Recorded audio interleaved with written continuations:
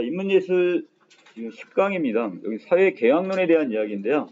지금 여러분들이 정리해놔야 될 것은 지금 여기 그 홉스와 로크, 루소가 생각하는 그 사회 계약론의 어떤 차이점, 그리고 이 국가의 어떤 역할. 자, 요거에 지금 여러분들이 지금 포인트 맞춰가지고 내용 정리하시면 될 것 같아요. 자, 먼저 사회 계약론은 국가의 형성에 대해 논의하는 이론인데, 자, 사회 계약론은 인간을 다른 인간과 함께 사회를 이루어 더불어 살아가야 하는 존재라고 보며, 인간은 국가가 형성되기 이전에는 규범과 질서가 존재하지 않는, 자, 어떤 상태? 자, 바로 이 자연 상태, 이 속에서 살아가기 때문에 다양한 갈등과 이해관계가 나타날 수 있다고 봅니다. 이해관계, 나에게 이익이 되는지 손해가 되는지를 이걸 따지는 거죠. 자, 이를 중재하기 위한 방법으로 사회 구성원들 간에 합의된 사회 계약을 통해서 결국 국가를 형성하게 되었다는 것이 이 사회 계약론의 입장입니다. 자, 어떤 갈등이 생겼어요. 어떤 이해관계가 생겼는데 개인과 개인으로서는 이걸 해결할 수가 없단 말이야. 자, 그래서 이걸 국가가 어떠한 방향으로 이것을 어떻게 해결을 해주겠죠. 중재를 해주거나. 자, 인간 사회와 국가와의 관계는 기원전 4세기에 플라톤에 의해 논의되었고, 그 이후에도 여러 철학자에 의해 주창이 되었지만, 주창하다, 자, 어떤 이론이나 논리 이런 것들을 어떻게 앞장서서 주장하다, 이걸 주창이란 말을 씁니다. 했지만 사회 계약에 대한 구체적인 논의와 실천이 관심으로 떠오른 것은 17세기 이후의 일이었다. 자, 그래서 이 시기에 사회 계약을 다룬 대표적인 학자가 바로 홉스, 로크, 루소. 자, 우리가 살펴봐야 될 이 세 학자입니다. 자, 이들의 사회 계약론은 자, 일단 자연 상태에 대한 논의를 바탕으로 이루어진대요. 자, 아까 처음에 뭐라고 했어요? 인간은 지금 규범과 질서가 존재하지 않는 상태인 자연 상태로부터 출발을 했다고 했으니까, 자, 여기로부터 자, 세 사람이 결국 자연 상태를 어떻게 보고 있는지, 그리고 여기에 따라 왜 갈등이 생기는지, 그래서 왜 국가가 형성이 됐고 국가는 어떤 역할을 해야 되는지, 이걸 여러분들이 보셔야 됩니다. 자, 먼저 홉스부터 갈게요. 자, 홉스는 리바이어던을 지금 출간하면서 사회 계약론에 대해 본격적으로 논의를 하기 시작했는데, 홉스는 인간 행위의 모든 원천을 신의 의지와 속성으로부터 추론하는 종교와 단절하면서, 자, 이때 같은 경우는 아직 종교, 그 다음에 이 왕정이 같이 있는 상태였단 말이죠. 자, 그래서 여기로부터 이제 종교로부터 이제 이게 떨어져 나오려고 하는 거야, 이제 왕정이. 자, 그러면서 자, 중요한 단어 보이네요. 홉스는 인간 중심주의의 입장에서 지금 사회 계약론을 주장했다. 이렇게 보시면 되겠습니다. 자, 인간의 본성을 철저히 개인의 자발적인 운동에서 찾아야 한다고 봤는데, 자, 홉스는 인간을 본래 어떤 존재? 이기적인 존재로.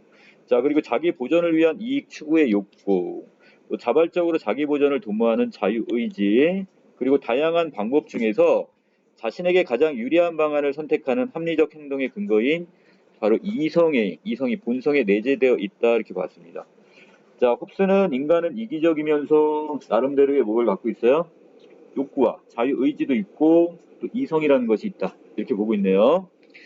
자, 그래서 인간의 삶의 터전인 자연은 항상 한정적이고 인간은 자기 보전을 위해 자기 힘을 사용하는 권리인 자연권을 가지고 있습니다. 자, 자연권이란 걸 물어봤어. 자기 보전을 위해서 자신의 힘을 사용하는 권리, 이걸 자연권으로 갔네요. 이러한 배경 속에서 인간들은 서로의 권리를 침해하면서 끝없는 갈등의 상황에 놓이게 될 겁니다. 왜? 인간은 이기적이다 보니까 나의 욕망을 먼저 채우려고 할 거야. 자, 하지만 결국 어떻게 돼? 한정된 어떤 자원 때문에 서로 다툼이 일어날 수밖에 없어요. 자, 그 다음에 홉스는 이를 만인에 대한 투쟁이라고 표현하면서 이 자연 상태는 결과적으로 개인이 자기 보전을 장담할 수 없는 살벌한 전쟁 상태가 된다고 봤습니다. 자, 그래서 처음에는 어떤 법이나 규범이 없던 상태였던, 자, 이런 자연 상태가 결국 서로 간에 결국 어떻게 경쟁을 하고 투쟁을 하는 과정에서 결국 전쟁 상태로 바뀌게 되네요. 홉스는 개인의 평화와 안전을 보장하는 동시에 개인 간의 갈등 상황을 잠재우기 위해서는 사회 계약을 통해서 개인의 자연권을 누구에게? 국가에게 양도한다. 이거를 내줘야 돼요. 자, 그리고 전쟁 상태로부터 보호받아야 한다고 봤습니다. 자, 이는 자연권의 양도가 자신에게 더 이로울 것이라는 이성적, 왜 아까 자, 분명히 여기서 홉스는 인간을 이성적인 존재로 봤죠? 그런 본성이 있단 말이에요. 그래서 이성적인 판단에 의해서 가능하며 개인은 계약을 통해 혼란에서 벗어나 안정적으로 살아갈 수 있다. 이렇게 봤습니다. 자, 사회 계약의 결과는 모든 구성원을 대표하는 인위적 인격인 바로 국가가 자, 국가를 인위적 인격으로 봤습니다. 자, 이것을 국가가 형성되는 것으로 계약의 주체인 개인들은 각자의 자연권을 결합하여 이를 인위적 인격에게 다 양도를 합니다. 내줘요. 국가에게 맡기는 거예요, 이거를. 이 모든 권력을 양도받은 인위적 인격인 국가의 통치자를 뭐라고 하고요? 자, 주권자라고 하고, 그가 가지는 절대 권력을 주권이라고 받고, 자, 홉스는 주권은 절대 양도되거나 분리될 수 없으며, 자, 여기서 홉스가 강조하는 건 바로 절대 군주제입니다. 자, 그래서 절대 군주에게 독점되는 권한이어야 한다고 봤습니다. 됐나요, 여기까지? 자, 홉스의 입장이었고요. 자, 로크로 넘어갑니다. 자, 아까 지금 홉스가 그러니까 인간 중심적인 주의였다면, 자, 로크는 경험주의와 자유주의 관점에서 사회 계약론을 이야기합니다. 로크에 따르면 자영 상태라는 것은 모든 인간이 자유롭고 평등하면서 독립적인 상태로 인간은 자유와 이성을 본성으로 갖는데요. 자, 여기도 지금 자유와 이성은 지금 홉스도 마찬가지였죠? 자, 같은 입장이고 자연 상태를 여기 긍정적 입장으로 보고 있네요. 자연의 주체로서 인간은 재산권의 보존을 핵심으로 하는 자연권의 보유자이고 이성의 주체로서 인간은 재산권을 합리적으로 보호하는 수단이 이 자연법의 집행자이기도 합니다. 자, 여기에서 재산이라는 것은 개인의 생명이 될 수도 있고 자기가 가지고 있는 소유물이 될 수도 있고 또 자유를 통칭하는 어떤 개념으로서 자기 보존과 자기 이익을 추구하는 자발적인 욕구를 기반으로 합니다. 자, 로크는 인간은 평등하게 태어난 존재이며 자연 상태에서는 누구에게나 동등한 완전한 평등성이 전제되어 있다고 봅니다. 자, 하지만 인간이 자연법을 이제 무시하고 자신에게 주어진 자연권을 무한정으로 추구하려고 해요. 예, 자유로운 존재다 보니까 결국 자신의 자연권을 무한정 추구하다 보면 자, 이것 때문에 무슨 문제가 생겨요? 결국 타인의 권리를 침해할 수밖에 없게 되겠죠. 자, 그러면 개인 간에 뭐가 생긴다? 자, 갈등이 발생할 수 있겠네요. 자, 자연법을 위반했을 때 이를 제어할 권력의 주체가 분명하지 않으므로 자, 얼마든지 전쟁과 같은 상태로 변할 수 있는 불안과 위험이 도사리고 있습니다. 따라서 로크는 인간들이 자, 생명과 그 다음에 재산을 보호하고 자유를 누리는 안전한 삶을 보장받기 위해서는 바로 여기도 똑같이 자, 홉스와 마찬가지 사회 계약이 필요하다고 보네요. 그래서 사회 계약을 통해서 자, 국가를 형성한다고 보았습니다.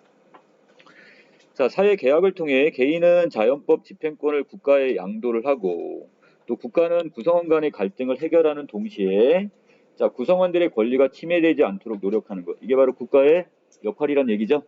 자, 그래서 갈등을 해결해주고 그리고 다른 구성원들의 권리가 침해되지 않도록 이 국가에서 이걸 잘 보호를 해줘야 됩니다. 자, 이와 더불어 로크는 저항권을 주장하게 되는데 국가는 사회 계약에 의해 권력을 얻게 되지만 개인들은 저항권을 가지고 있기 때문에 국가가 개인들의 자유를 침해한다면 자, 개인들은 국가의 양도하였던 권리를 되찾아올 수 있다는 것. 자, 아까 홉스의 입장과는 좀 다르죠? 홉스는 절대 군주예요. 그렇기 때문에 어떤 나름대로 지금 개인의 침해할 수가 있다고 봅니다. 자유를. 하지만 자, 여기서 지금 로크가 보는 것은 자, 지금 각 국가가 개인의 어떤 저기를 자유를 침해할 수 없다고 보고 있네요. 그리고 혹시라도 침해가 되는 경우는 어떻게 한다? 자, 저항권을 가지고 있기 때문에 그것을 다시 회수를 합니다. 즉 혁명을 통해서 자, 국가에 부여된 권력을 전복하고 다시 뒤집어 엎고 새로운 정부를 출범시키기도 한다. 원래 출범이란 말이 뭐야? 배가 덫을 달고 나가는 걸 얘기하는 거잖아요. 자, 그래서 새로운 조직을 만들어서 그것을 운영한다. 이렇게 보시면 될 것 같네요. 자, 마지막으로 루소의 입장이 되겠습니다. 자, 루소는 지금 자유주의적 관점을 보고 있네요. 자, 아까 홉스 인간 중심주의, 그 다음에 로크는 뭐 있었죠? 자유주의와 하나 더 있었죠? 경험주의라는 게 하나 더 있었잖아요. 자, 그 다음에 거기에 비해서 루소는 자유주의적 관점에서 사회 계약론을 이야기했는데 루소는 인간이 자기 보전에 바로 이기적 욕구가 있고 타인에 대한 연민과 동정심을 가지고 있고 또 자유 주체로서의 갖는 자유 의지가 있고, 또 인간의 완전 가능성의 근거인 바로 이성. 자, 그럼 세 사람의 공통점은 자유와 이성이라는 것은 다 똑같이 갖고 있는 거네요, 지금. 자, 네 가지 본성을 가지고 있다고 봤고, 루소에 따르면 자연 상태는, 자, 루소가 말한 자연 상태는 고립된 상태로 자기 보존의 욕구만 존재하며 모두가 자유롭고 평등한 원시 상태의 출발입니다. 그 후에 기술 및 인간 정신의 진보로 자, 불평등이 심화가 되고 인간의 자유의지가 발현되면 자, 자신의 이익을 추구하려는 특수의지가 발현됩니다. 자, 이 특수의지는 결국 다른 말로 얘기하면 앞에 사적인 이익을 추구하는 의지입니다. 그럼 부정적으로 봐야 되겠네요. 자, 그렇기 때문에 이 원시 상태는 결국 투쟁이 만연하는 자, 전쟁 상태로 이렇게 바뀌게 됩니다. 하지만 자, 그렇지만 루소는 인간에게는 뭐가 있대요? 아까 연민과 동정심이라는 본성이 있었죠? 있기 때문에 자신의 이익만을 추구하는 고립된 상태에서 벗어나 사회적 존재가 될 수 있다고 봤습니다. 자, 이처럼 인간이 사회적 존재가 될 수 있다는 것은 합리적 사고를 바탕으로 공동의 선을, 공동의 이익을 적극적으로 실현하려는 일반 의지의 근거라고 봤습니다. 자, 특수 의지가 사적 이익을 추구하는 거라면 자, 일반 의지는 결국 공동의 선, 공동의 이익을 추구하는 의지 이렇게 보시면 되겠습니다. 또한 자유는 인간의 어떤 자격 그 자체로 인간으로서의 권리와 의무 및 도덕성의 어떤 근원이 되면서 사적 이익의 추구에서 벗어나 바로 아까 특수 의지에서 벗어나 공동의 이익 이걸 추구하는 일반 의지를 따르기로 하는 사회 계약의 바탕이 된다는 것 같습니다. 자, 또한 루소는 인간이 자연 상태에서 벗어나 시민 상태로 이행함으로써 자, 원초적 존재에서 탈피하여 사회 존재로 격상될 수 있는 한 단계 더 업그레이드 될 수 있는 거죠. 는 완성 가능성을 갖추고 있다고 봤어요. 이는 일반 의지가 참된 이익이 된다는 사실을 깨닫게 해주는 능력인 자, 바로 이성을 기반으로 한다고 봤습니다. 자, 루소는 일반 의지를 실현하기 위한 수단인 사회 계약을 거쳐서 자, 국가가 형성되기 때문에 국가는 자, 국가의 역할이네요. 국가는 개인들이 가지는 일반 의지의 실천을 위해 노력해야 한다고 봤네요. 자, 그래서 이게 조심할 거 자, 특수 의지가 아니라 뭐가 된다고요? 여기서는 일반 의지입니다. 또한 국가는 절대 권력을 가지게 되지만 이는 모든 사람의 자발적 합의를 바탕으로 하므로 구성원 모두가 절대 권력을 가진 주권자라고 주장을 합니다. 또 어떤 통치 행위를 취하더라도 그것은 구성원 모두에 의한 자, 통치가 될 수가 있다는 얘기죠. 자, 그래서 자, 여기 홉스, 로크, 그 다음에 마지막에 루소 이 사람이 얘기하는 사회 계약론 그리고 국가의 역할이 어떻게 다른지 자, 이걸 정리해놨습니다.